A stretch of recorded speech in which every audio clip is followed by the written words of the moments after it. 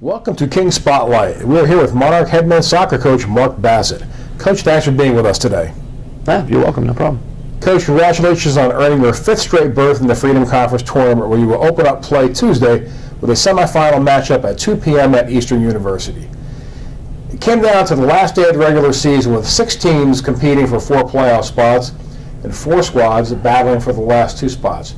Your team did its part by picking up a 4-0 win over FDU Saturday night to earn the 3rd seed. Talk about that game and how the team performed in a pressure-filled situation.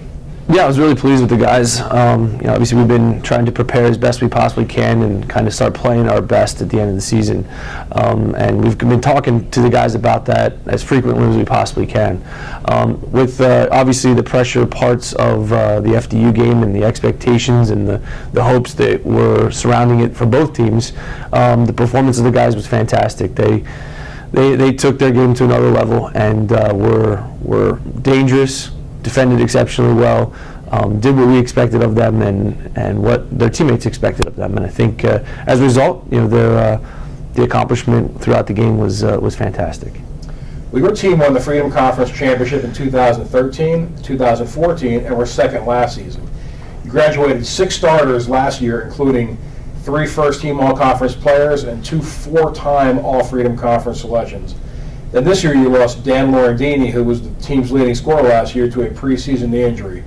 So you've lost a lot of players over the last 3 years. So talk about the adversity your team had to overcome this year to get to this point.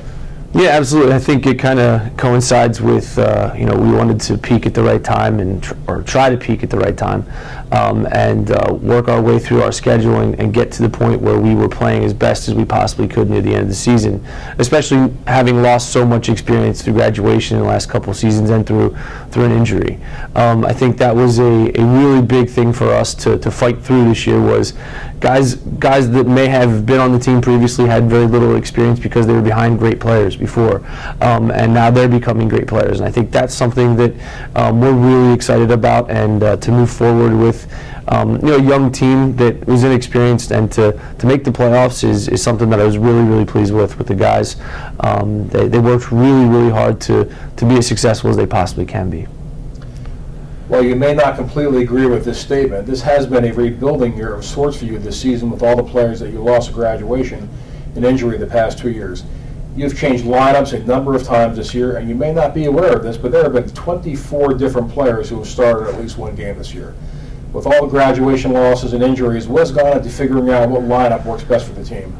Yeah, that is a fair point. We actually were kind of aware of not the 24 number, but we were aware that we hadn't really had the same starting lineup for quite a few games. The injuries this year were really difficult and very sporadic. We would lose a guy for a game, lose a guy for 2 games, and then go from there and try to fill the spot as best we possibly could throughout the season. The thing that was really great about, I think that stat is the fact that we're deep. There are good players everywhere, and I think we're really excited about that in terms of the future and in terms of going into the playoffs this year. So a lot of guys got experience because we're young, and they did their best, and they're going to continue to do their best, and I was really pleased with that. Well, the team did finish the regular season with a 9-8-1 record, but really does appear to be hitting its stride at the right time of the season. What do you think are the biggest differences between now and the early portion of the season? In all honesty, I think it has a lot to do with the injuries, and obviously throughout a season you gain experience.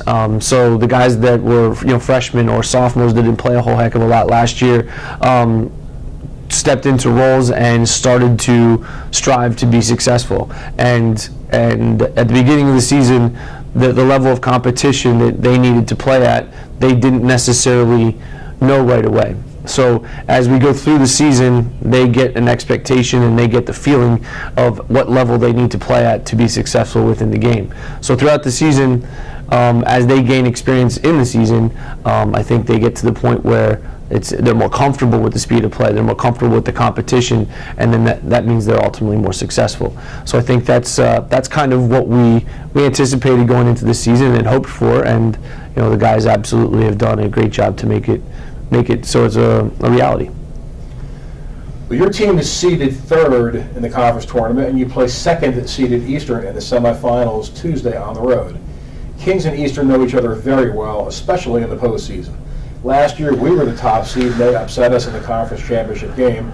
In 2014, they were the top seed, and we went to their field and knocked them off in the championship game. This season, we lost to them 1-0 in our lone regular season meetings. So talk about the rivalry with Eastern and your thoughts going into that game. Yeah, absolutely. It's become a big rivalry, I believe. I think we've played them probably six times the last 2 or 3 years, obviously that means they were good, and hopefully that also means we've been really good for the last couple of years, and I think a lot of it is our styles are very similar. So it's a game of it's almost like a chess match between the two teams, because they play similar to how we play and we play similar to how they play. This year in the loss in the regular season, it was a very, very odd game. It was a game of two halves. The wind was extremely heavy going one direction on the field, and Eastern had to play for one half and we had to play for one half, in my opinion. And they scored a goal, and rightfully so, they got the win, and we weren't able to put one in the back of the net during that game. Going into the game, I think it's going to be a fantastic game, as it always is, and we want to make sure that we are prepared as I'm sure they will be, and walk into the game and compete to our best. Coach, you were in your 10th year at Kings and came here with high expectations, as evidenced by your experience in winning a national championship when you were a player at Messiah College. You have now built the Kings program into a respected perennial league contender.